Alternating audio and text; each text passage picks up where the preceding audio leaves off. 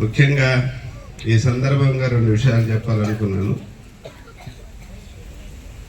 నాకు ఈ నడుమ పని తగ్గింది. ముందు జిల్లా ఆఫీసర్గా 7 ఏళ్ళు చేశాను కాబట్టి చేతి నిండా పని ఉండేది. నేనే పని కల్పించుకున్నాను గత 2 సంవత్సరాల నుంచి. నాకేం అలవాటేమో 3:30 నిద్రలేసే అలవాటు ఉంది. ఇంకేం చేయాలి అంటే ప్రపంచంలో ఉండే మేధావులందరి గురించి ఈరోజు ప్రపంచవ్యాప్తంగా గొప్ప వ్యక్తులు ఎవరు జన్మించారు, ఎవరు మరణించారు, వాళ్ళ స్థితిగతులు ఏంది, ఎందుకు ఈరోజు కూడా మేము వాళ్ళని తలుచుకుంటున్నాం అంటే వాళ్ళు ఏంది మరణం లేని వ్యక్తులు. అర్థమవుతుందా? వాళ్ళు చనిపోయి 200 సంవత్సరాలైనా 500 సంవత్సరాలైనా 600 సంవత్సరాలైనా 1000 సంవత్సరాలైనా ఈ రోజుకి వారి గురించి తలుచుకుంటూ ఉన్నాం.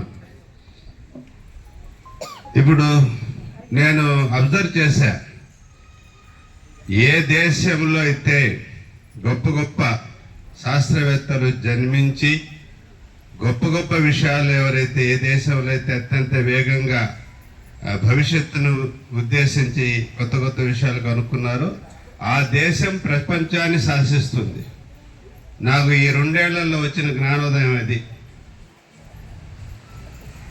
అంటే మీలో ఒక్కరైనా కొత్త విషయాన్ని కనుక్కునే శాస్త్రవేత్తగా మారాలి. అబ్దుల్ కలాం ఉన్నారు. నేను ఆపరేషన్ సింధూర్ జరిగిందిరా ఓన్లీ అబ్దుల్ కలాం గారి వల్లే ప్రపంచం గడగడలాడింది. ఇప్పుడు దాకా భారతదేశం అయితే ఏందో అనుకున్నారు. దాని వెనక కర్త కర్మ క్రియ ఎవరు? అబ్దుల్ కలాం గారు. నాకు అత్యంత ఆత్మీయులు మన సార్ లాగానే గుండ్రా సతీష్ రెడ్డి గారు డిఆర్డిఓ చైర్మన్ గారు ఉన్నారు. ఆయన